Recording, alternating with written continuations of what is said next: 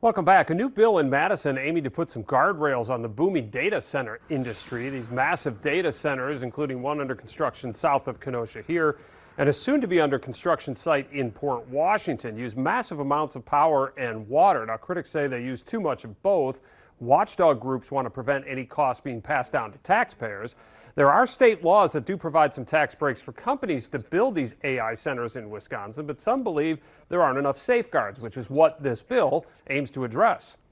We welcome in Carrie Schumann. She is the executive director of Wisconsin Conservation Voters. Carrie, this bill aims to provide some transparency for data centers. Specifically, how will it accomplish that? Yeah, so data centers are such a big they are such a big user of water and energy. It's almost hard to get our heads around, but they they use mass amounts of both water and electricity. And so we need to do a set of things that this bill will do. One is, like you said, transparency, making sure we know how much electricity, how much water they'll be using. But a second thing is making sure that the data centers are, as they add electricity to our grid, that they're using 70% renewable clean energy. And that's really important because basically people who live near polluting coal or gas plants have much higher rates of hospitalization from asthma and other respiratory illnesses. So we don't want to put people in a position where their health is more compromised because these data centers are coming into the state. What are you hearing from lawmakers? Your group obviously supports this bill. What are you hearing from lawmakers on this? And is it a partisan or nonpartisan issue? I think it's early enough that it's hard to say if in the Capitol it's partisan or nonpartisan. The reality is, though, with what we're seeing across the state with people, just regular voters and regular people like you and me, it's very nonpartisan. People are worried if they live in a community where these are wanting to set up shop. They're worried about having to pay the price on their utility bills for more electricity generation. The bill also gets at that to make sure that the data centers are paying for their own energy.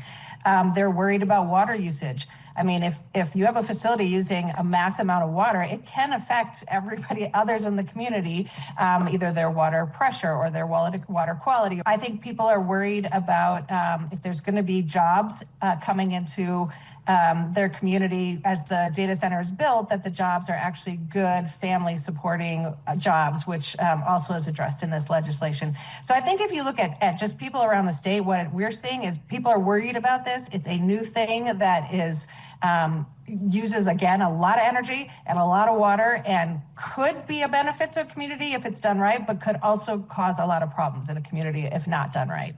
I'm curious about the water issue in terms of transparency, and in your opinion, if that is more vital to communities where these places would rely on watersheds versus the ones that are being built close to Lake Michigan that will take water out of the lake. Is this transparency, in your opinion, more important to the communities that are going to be using watersheds?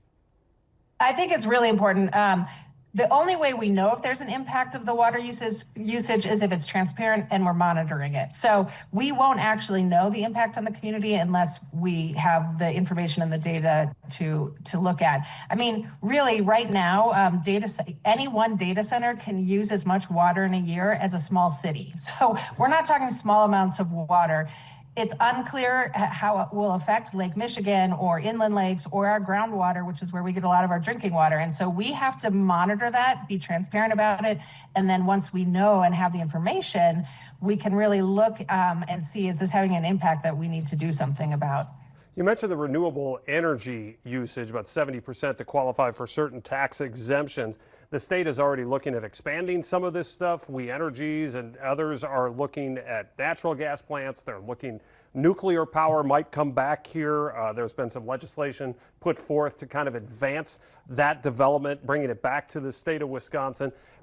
Is there enough there to support these data centers, in your opinion?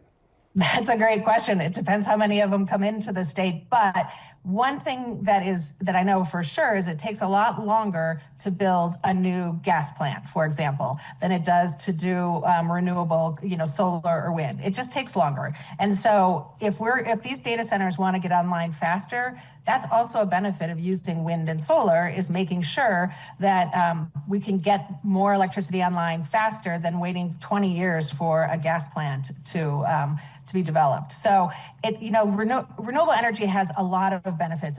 It's the health benefits, but it's also it's quicker and easier to do, and frankly it's cheaper to do also.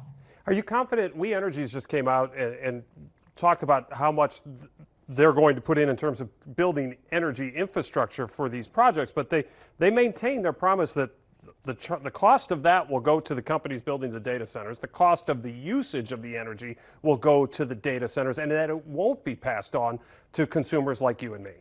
Well, that's one of the things the legislation would be guaranteeing, because that absolutely cannot. We can't have homeowners who are already struggling to pay their bills. Not just homeowners, everybody. They're just trying to survive. We're all just trying to pay for our groceries and our health care and our energy, our heat. And we need to make sure that these data centers don't put their energy usage costs onto the back of regular people. So absolutely, that should just be understood, that is the law and that's the way it's going to be, because otherwise we are talking about normal folks who are having trouble getting by being the ones who are footing the bill. Carrie, I know we're going to talk big picture quickly here. We talked about the big massive centers that are under construction right now or soon will be. Obviously, there are many more being proposed. But according to datacentermap.com, there are 43 already in the state of Wisconsin. So you're trying to add transparency to a product that has already been here. So in some respects, are we trying to put the toothpaste back into the tube here? No, I actually don't think so, because the ones we already have in the state tend to be much smaller. There's a different scale of data center for AI that is very different than the small scale data centers we have right now. And actually, if folks want to look on our YouTube channel, Conservation Voters YouTube channel, they'll see we actually have someone who runs a small data center walking through how the data centers work. It's sort of a 101 on data centers. Most data centers that we have already are small. And we're talking about such a different beast when we talk about these massive, massive AI data centers. All right, so this bill, we're talking apples to oranges here, what this bill is trying to address. Yeah. All right. Very good. Carrie, thanks so much for the time. We really appreciate it. Thank you. It's good to be here.